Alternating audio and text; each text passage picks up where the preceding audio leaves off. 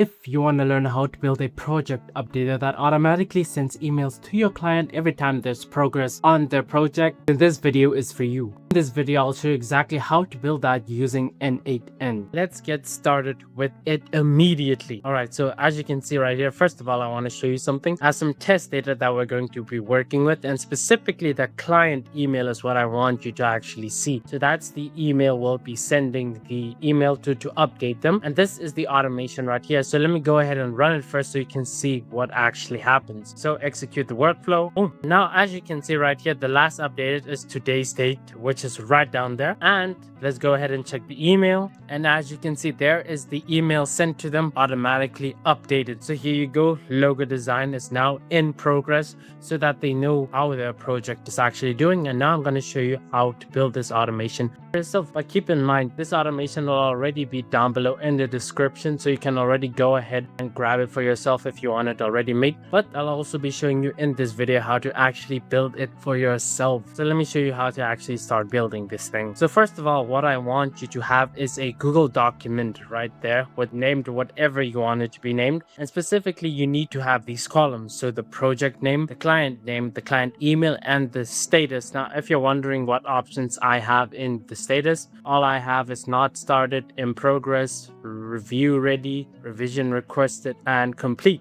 And each time there's a update in that progress, it will go ahead and send that email to them so that they're notified. But if there's no update whatsoever, no email will be sent to them. So once you have all of these columns right here, and the last update is so that we can keep track of when we actually updated the client of that project of theirs. All right, so here we go. We're starting off fresh and new. So the very first thing you want to go ahead and you want to place down is you want to go ahead, search Google Sheets. So now that I have Google Sheet, you want to click on row updated, because we specifically wanted to only activate when there's a change. And here where it says mode, you can change that to whatever you want to, but what I picked in that one is every X. So every 5 minutes, it'll go ahead and check for the progress inside of that document. So now that we have that, now the document, you want to go ahead and pick the document name, whatever you named it. So project status tracker. And then the sheet, you want to go ahead and pick the sheet name, which I named as 1. So I'll go ahead and pick that. So trigger on and include an output. You only want to leave the new version. So rename that check progress, and then we're basically done inside of there.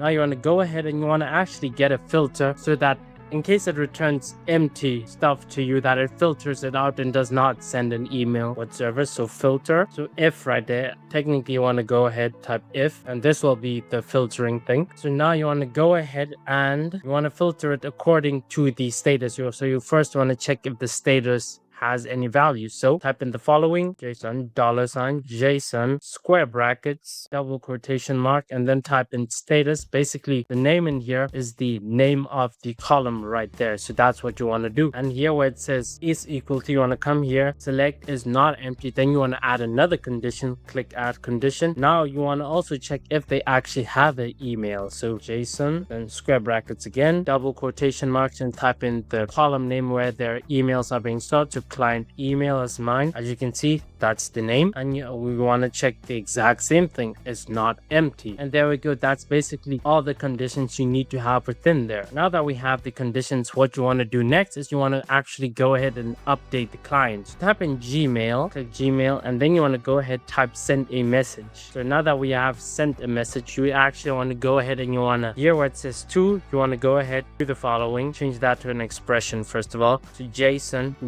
$sign, and JSON, wait, let's redo that, and JSON, square brackets, double quotation marks, and then client email. That's what you want to have there. That's the email. Now the subject, you can go ahead and name it whatever you want to do it. So I'm just going to say update on your project, and then you actually want to go ahead and put the project name there. So let's go ahead, $sign, JSON, and here double quotation marks. Now you want to pick the project name right there, project name. So there we go. That way they know what you're emailing them about. And here where it says email type, change that to text, and then the message, go ahead, change that to an expression. There we go. So in there, you want to go ahead, type out whatever email you want to write to them so that they are informed. So I'll quickly go ahead and do that. Right, so as you can see right here, I went ahead and I finished writing the email. So to personalize it, I added their email, which you would do like this. Once again, that right here is the column name inside right there. So client name, what what you want to refer them to. And then that's the project name, which you want to include to personalize the email even more. And then the status to actually let them know what the status is, because that's the whole point of this email. So now that we have all of that, you want to come here where it says options, you want to click add options, append edit and attribution, toggle that off, and then send a name. You want to actually go ahead and put your own name right there,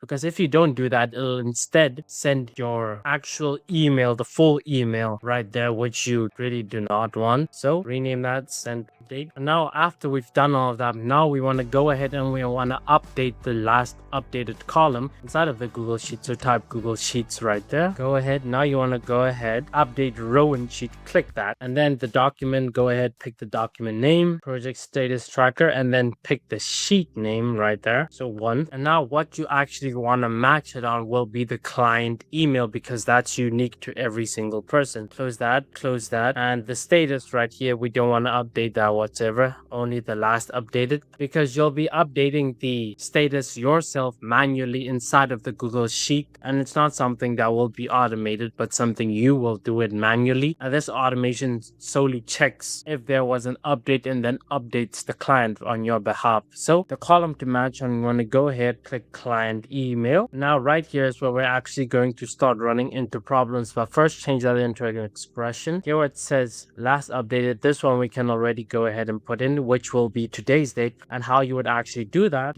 right there, $now dot format, and then it goes ahead and it formats the date, which will look like that. And then there we go. So rename that. Now of course we're probably going to run into a couple of errors, but I'm going to show you how to go through everything step by step. So for the sake, I'm quickly going to change this last updated here. Let's say we last updated them on the 7th right there. So the 7th is go ahead, execute the workflow and start fixing the problems that we have. As you can see, so far so good. And obviously we're going to have some error at the very last one. The reason for that is because we didn't put a column to match on. So here you want to actually go ahead where it says filters output for empty right there. You're going to go ahead, drag the client email, drag that. So you click and you hold it. So drag it all the way there. Then it'll go ahead and update that one. So now when we go ahead and we run the automation again, it'll actually go ahead and update the last updated one inside of there, and it'll send the email to them. So let's go ahead and do that. Execute the workflow, and there we go. As you can see, it worked perfectly and flawlessly. Now let's go ahead and check inside of Google Sheet. As you can see, date changed right there perfectly. Now to check the email, and as you can see, email sent there with my name, with the project name, and then the email I quickly wrote to them, and the in progress and the name right there, and what the actual progress was. And that's simply how you do it. That's how you build this automation. And that brings us to the end of the video. And by the way, don't forget, in case you want to grab this all quickly for yourself, I will have it down below in the link in the description, so you can just go ahead and grab it for yourself already built out. But without further ado, that brings us to the end of the video, and I hope you found that useful.